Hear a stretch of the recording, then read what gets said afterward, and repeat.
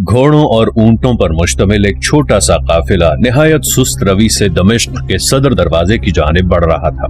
ये कोई आम सा काफिला नहीं था, बल्कि सरजमीन कोहकाफ की इस खूंखार तातारी और मंगोल कौम का था, जिन्होंने कई बरस कबल सल्तनत ख्वारज़म की धज्जियां बखेर कर रख दी थी, मुसलमानों के सरों के मीनार बना डाले थे। आंधी और तूफान की तरह ये कौम आन ही आन में यूं छा गई कि बड़े बड़े बहादुर उनके सामने झुकते और फिर टूटते चले गए। यूं तो मंगोलों के काफिले अरसा दराज से सल्तनत मुस्लिमा में तिजारत के सिलसिले में आया करते थे और रीछ और भेड़िए की गर्म खालों की बड़ी मिकदार तहजीब याफ्ता कौम को मयस्सर आती थी। मंगोल ताजरों को उमूमन जिन अशिया की जरूरत पड़ती थी उनमें खुसूसन खुरोनोश की अशिया और कपड़े वगैरह शामिल थे। मुमकिन था कि ये लोग तिजारत के बहाने तहजीब व तमद्दुन से आगाही हासिल कर लेते, मगर कुदरत को कुछ और ही मंजूर था। मुसलमाना ने इस्लाम दिन ब दिन अहकाम शरीया से गाफिल होकर बिद्दतों का शिकार हो रहे थे। उनकी इस्लाह में बड़ी बड़ी बरगुजीदा हस्तियां नाकाम हो चुकी थीं। कुदरत ने उन्हें सजा देने की ठान ली और ये सजा बड़ी इबरत अंगेज और खौफनाक थी। मंगोल जो कि बेखबरी के आलम में जिंदगी बसर कर रहे थे, उन्हें तमोचन जैसा रहनुमा मयस्सर आ गया, जो कि चंगेज खान के लक़ब से सल्तनत ख्वारज़म पर इताब बनकर टूट पड़ा।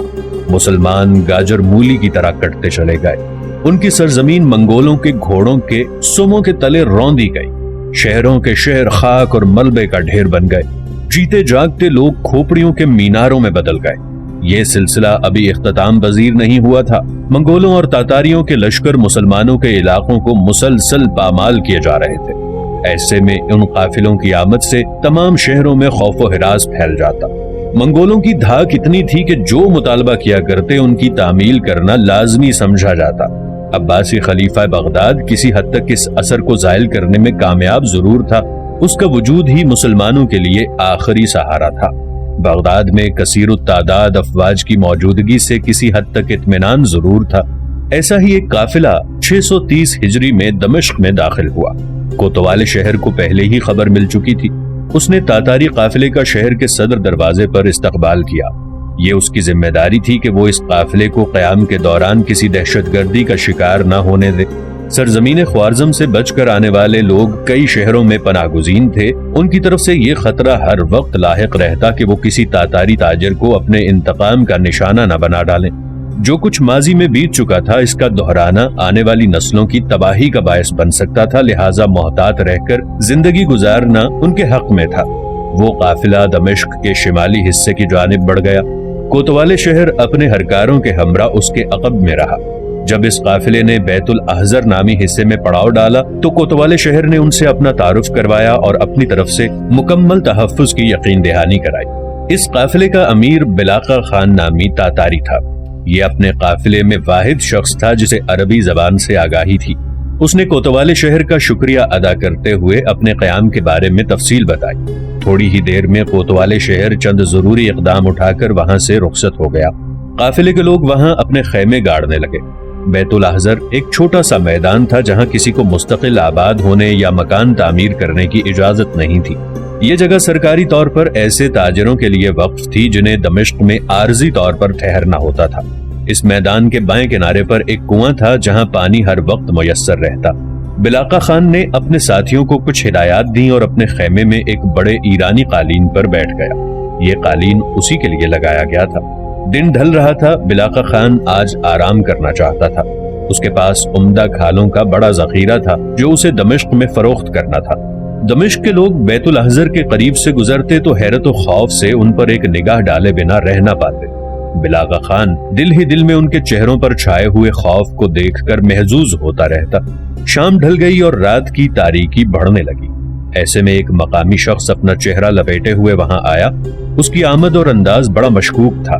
काफिले के मुहाफिजों ने उसका रास्ता रोकना चाहा तो उसने बिलाका खान का नाम लिया और अपना नाम बताया, जिस पर उन्हें कदरे इत्मीनान हो गया। नवारिद दमिश्क की बुर्दा मंडी का नामी ताजर अबू दाऊद था। वो एक मुहाफिज की मुआवनत में बिलाका खान के खैमे तक पहुंच गया। उसने खैमे का पर्दा हटाया और अंदर दाखिल हो गया। बिलाका खान उसकी सूरत देखकर महज मुस्कुरा दिया। उसने मुहाफिज को इशारा किया तो वो बाहर निकल गया। बिलाका खान ने अबू दाऊद को बैठने का इशारा किया तो अबू दाऊद ने एक गाव तकिए से टेक लगा ली। दोनों एक दूसरे की जानिब कई लम्हे खामोशी से देखते रहे। بلاکا خان نے پہلو میں پڑی سراہی سے 2 جام بھرے اور ایک اس کی جانب بڑھا دیا۔ ابو داؤد نے وہ جام یوں لیا جیسے کوئی خاص نعمت ہو۔ ابو داؤد، بلاکا خان ایک گھونٹ لیتا ہوا بولا، مجھے تمہارا ہی انتظار تھا، تمہاری راہ تکتے تکتے سارا دن بیت گیا۔ میں تو یہ سمجھا تھا کہ شاید تم یہ علاقہ ہی چھوڑ کر چلے گئے ہو۔ پہلے اگر کام کی بات کی جائے تو ٹھیک ہے، تم پہلے تجارت کے خواہش مند ہو تو مجھے بھلا کیا اعتراض ہو سکتا ہے۔ بلاکا خان بولا، تمہارے پاس کتنے دانے ہیں؟ دانے تو تھوڑے ہی ہیں، مگر کیا؟ ابو داؤد کے ماتھے پر بل پڑ گیا۔ نہایت قیمتی ہیں۔ بلاکا خان معنی خیز انداز میں مسکرایا، جس پر ابو داؤد کا چہرہ کھل اٹھا۔ کیا لوگے؟ میں ان کی فروخت میں خود دلچسپی رکھتا ہوں۔ میرا خیال ہے کسی دوسرے کو زیادہ فائدہ دینے کی بجائے مجھے خود سارا نفع سمیٹنا چاہیے۔ بلاکا خان نے جام کی چسکی لگائی اور سر دھننے لگا۔ تمہاری یہ بات مجھے بھلی نہیں لگی۔ یہ کاروبار ہے ابو داؤد، فرق صرف اتنا ہے کہ پہلے تم میرے تنہا خریدار ہوا کرتے تھے، مگر اب خریدار کئی لوگ ہوں گے۔ جو منافع تم حاصل کرتے تھے اب میں وہ سب خود رکھنا چاہتا ہوں۔ بلاکا خان کے لہجے میں بے اعتنائی سی پھیلنے لگی۔ ٹھیک ہے، تم جو چاہے کر سکتے ہو، تمہارا مال ہے، اب میں چلتا ہوں۔ ابو داؤد کا چہرہ ناکامی سے پژمردہ ہو رہا تھا۔ اس نے جام ایک جانب رکھا اور کھڑا ہو کر لباس صحیح کرنے لگا۔ وہ پردے کی جانب بڑھ گیا۔ اچانک وہ دوبارہ مڑا جیسے کچھ یاد آیا ہو۔ بلاکا خان اس کی جانب لاپرواہی سے دیکھ رہا تھا۔ اس کے اچانک مڑنے پر فوراً سنبھل گیا۔ ایک بات بتانا تمہیں ضروری سمجھتا ہوں۔ بلاکا خان اس کی جانب استفسارانہ نگاہوں سے دیکھنے لگا۔ ابو داؤد کے چہرے پر کچھ ہی دیر قبل چھانے والی پژمردگی یکدم غائب ہو گئی تھی، بلکہ اس کی جگہ کراہت آمیز مسکان لے چکی تھی۔ یہاں تم آزادانہ ایک بھی دانہ نہیں بیچ پاؤ گے، کیونکہ ہر جگہ کے کچھ قوانین اور اصول ہوتے ہیں۔ اسی طرح یہاں پر نووارد تاجر مال براہ راست گاہک کو نہیں بیچ سکتا۔ وہ پابند ہے کہ مال صرف مقامی تاجر کو دے کر چلا جائے۔ تمہارا تو مال ہی دوسری نوعیت کا ہے۔ مجھے پورا یقین ہے کہ تم اس میں سے ایک بھی دانہ کسی کو بیچ نہیں پاؤ گے۔ یہاں کے لوگ تم سے ضمانت بھی طلب کریں گے کہ خریدا ہوا دانہ انہیں دھوکہ دے کر فرار تو نہیں ہو جائے گا۔ یہ ضمانت صرف مقامی تاجر کی ہی ہوتی ہے، باہر سے کبھی کبھار آنے والے تاجروں کی نہیں۔ ابو داؤد کے چہرے پر مسکراہٹ گہری ہو چکی تھی، جبکہ بلاکا خان اس کی بات پر قدرے پریشان ہو گیا۔ اس کی بات کسی حد تک درست بھی تھی، اس کی ضمانت معتبر نہیں تھی۔ تو پھر تم کیا چاہتے ہو؟ بلاکا خان نے استفسار کیا۔ میں نے کیا چاہنا ہے، تم اپنی بات کرو۔ مال مجھے بیچنا ہے یا نہیں؟ ٹھیک ہے، ادھر آؤ، بیٹھو۔ ابو داؤد مسکراتا ہوا واپس گاؤ تکیے پر دراز ہو گیا۔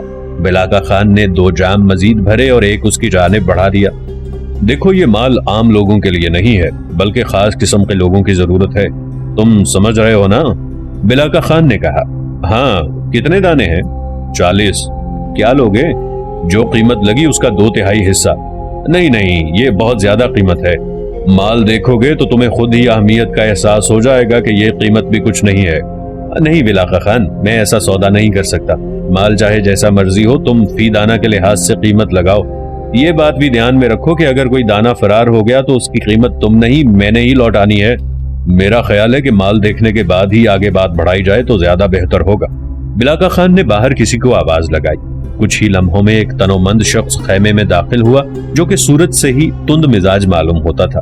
بلاکا خان نے اسے تاتاری زبان میں کچھ کہا تو وہ سر ہلا کر باہر نکل گیا۔ ابو داؤد اس دوران خاموشی سے بیٹھا رہا۔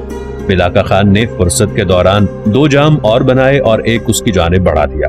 ابو داؤد جب بھی جام اپنی جانب بڑھتے ہوئے دیکھتا تو اس کی نگاہوں میں ہرس کی چمک عیاں ہو جاتی تھی۔ بلاکا خان اس کی بھوک کو تاڑ چکا تھا۔ اس نے اس بار سراہی کچھ ایسے انداز میں رکھی کہ وہ جب چاہتا جام بھر لیتا۔ کچھ ہی لمحوں میں باہر سے وہی تنومند شخص خیمے میں دوبارہ داخل ہوتا ہوا دکھائی دیا۔ اس بار وہ تنہا نہیں تھا، بلکہ اس کے ہمراہ ایک 10 سالہ خوبصورت لڑکا بھی تھا۔ سرخ و سفید رنگت اور نزاکت نے اسے مزید پرکشش بنا ڈالا تھا۔ ابو داؤد کی نگاہیں اس پر پڑی تو وہ جام کو بھول کر اسے تکتا ہی رہ گیا۔ واللہ، یہ تو غلمان جنت کی مانند دکھائی دیتا ہے۔ ابو داؤد بے اختیاری سے بڑبڑا اٹھا۔ میں نے کہا نہیں تھا کہ مال بے حد قیمتی ہے؟ یہ خاص دانے صرف میرے ہی پاس ہیں اور صرف صاحب ذوق لوگوں کے لیے ہی ہو سکتے ہیں۔ بلاکا خان نے لوہا گرم دیکھ کر چوٹ لگائی۔ ابو داؤد، یہ خاص دانے میں دشت قیچاک اور الف لیلوی کو قاف کی وادی سے لے کر آیا ہوں۔ ویسے تو تم سے پہلے بردہ منڈی کا تاجر عبد الرحیم سمرقندی بھی آیا تھا۔ بلاکا خان جان بوجھ کر خاموش ہو گیا۔ ابو داؤد، جو کہ ابھی تک اسی لڑکے کو تکے جا رہا تھا، عبد الرحیم کا نام سن کر یکدم چونک اٹھا۔ اسے کیا تمیز تجارت کی؟ ابو داؤد جلد دھنسا گیا۔ بلاکا خان، تجارت کرنا ہے تو مجھ جیسے شخص سے کرو، میری منڈی میں ساکھ آلہ ہے، یاد رکھو کہ کوئی دوسرا تاجر یہاں میری رفتار سے زیادہ آج تک مال نہیں بیچ پایا۔ ابو داؤد، بلاکا خان مسکرا کر بولا، مال کے بکنے کی بات چھوڑو، یہ دانے اتنے لاجواب ہیں کہ یہ خود اپنے خریدار ڈھونڈ لیں گے، ان کے لیے کسی کی اعلیٰ ساکھ کی کوئی ضرورت نہیں ہے۔ تم نے کتنے دانے بتائے تھے؟ 40 دانے۔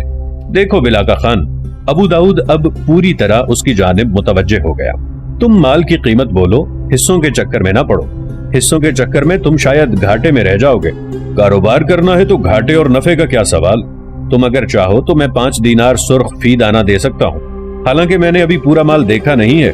ابو داؤد نے قیمت لگا دی۔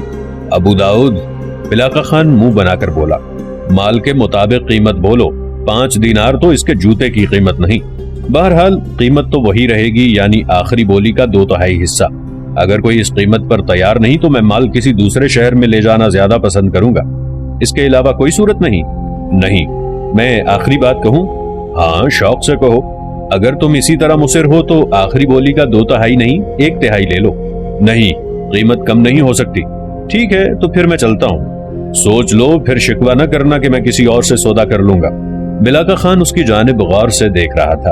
ابو داؤد نے ایک لمحے کے لیے کچھ سوچا اور پھر نفی میں گردن ہلا دی۔ بلاکا خان اس کی بات سن کر گہری سوچ میں پڑ گیا۔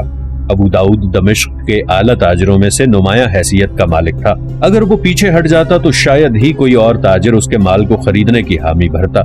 دوسرا، جو قیمت بلاکا خان کے ذہن میں تھی اس پر کوئی بھی تیار نہیں ہوتا۔ ابو داؤد، میں بھی آخری بات بولوں؟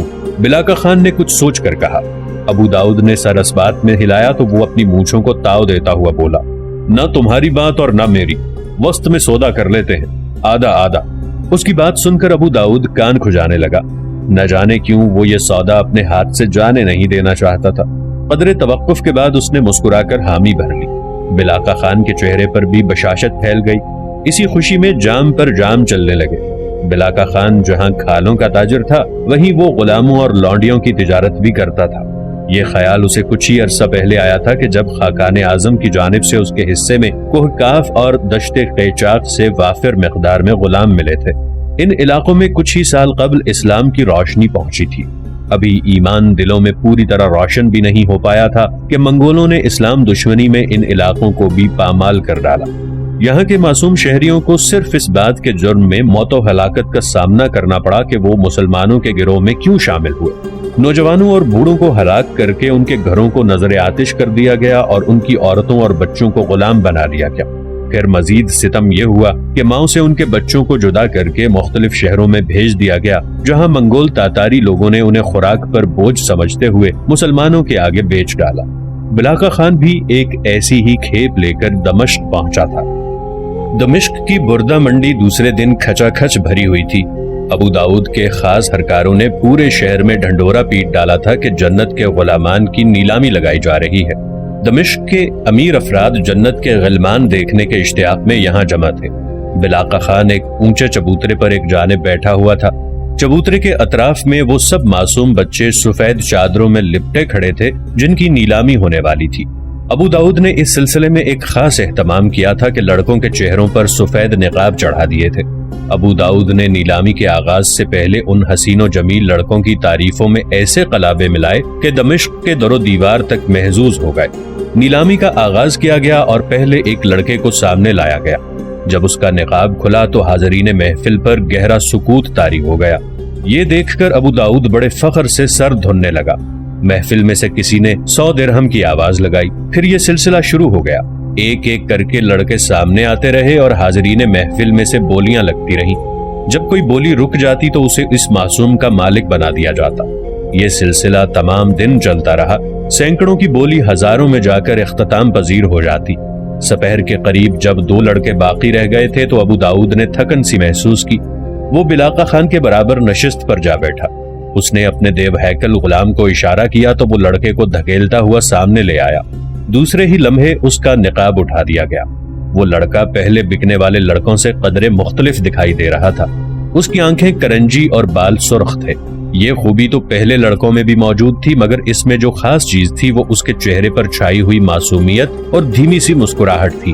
مجمع نے جب اس کا حسن دیکھا تو اش اش کر اٹھے، پھر اس کی بولی لگنا شروع ہو گئی۔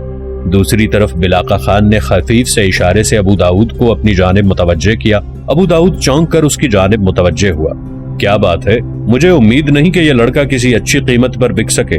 اس کی داہنی آنکھ میں سقم ہے، پہلی نظر میں تو وہ محسوس نہیں ہوتا مگر غور سے دیکھنے سے اصلیت معلوم ہو جاتی ہے۔ بلاقہ خان تشویش کے عالم میں بولا۔ ابو داؤد نے مسکرا کر کندھے اچکائے۔ تم بے فکر رہو، ہمیں یہ بات بتانا ہی نہیں کہ اس کی آنکھ میں کوئی سقم ہے، یہ سب کے سامنے کھڑا ہے، لوگ دیکھ بھال کر ہی بولی لگا رہے ہیں۔ کچھ ہی لمحوں میں اس لڑکے کی بولی 800 درہم تک پہنچ کر رک گئی۔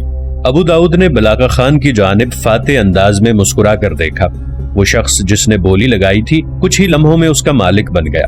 وہ قیمت چکانے کے لیے چبوترے پر چڑھا اور ابو داؤد کی جانب متوجہ ہو کر بولا۔ اس نے اپنے جبے میں ہاتھ ڈالا اور درہم نکال کر گننے لگا۔ اسی اسنا میں وہ لڑکا اس کے پہلو میں لا کھڑا کیا گیا۔ اس نے اس کی جانب ایک نگاہ ڈالی اور دوبارہ رقم گننے لگا۔ اچانک اسے کچھ عجیب سا محسوس ہوا۔ اس نے چونک کر دوبارہ اس لڑکے کی جانب دیکھا۔ اس کی داہنی آنکھ کا سقم اس کی نگاہ سے پوشیدہ نہ رہ پایا تھا۔ اس نے اسے دھوکہ دہی سمجھ کر اس بات پر واویلا مچا دیا۔ ابو داؤد نے اسے سمجھانا دھمکانا چاہا مگر وہ متومل شخص تھا۔ کچھ ہی دیر میں وہ اپنی بولی منسوخ کر کے واپس لوٹ گیا۔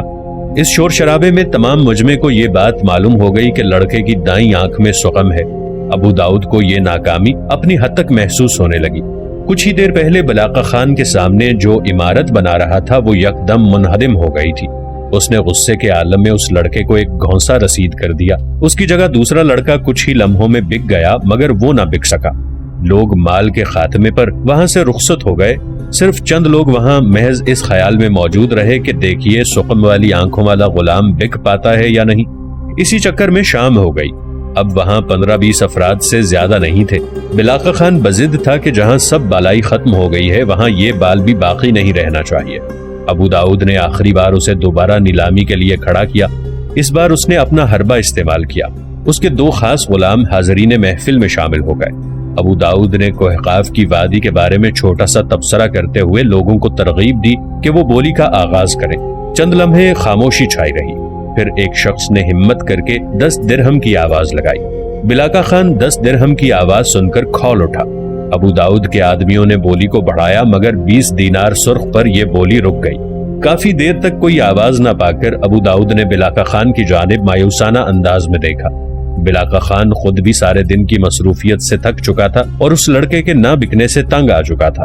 اب وہ جلد از جلد اس معاملے کو نمٹا کر اپنا حصہ لے کر واپس بیت الاحزر جانے کا خواہش مند تھا۔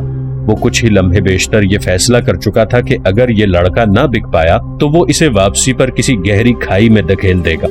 20 دینار تو کچھ بھی قیمت نہیں تھی۔ بلاقہ خان نے اسے غنیمت سمجھتے ہوئے سر ہلا دیا۔ بولی منظور ہو گئی۔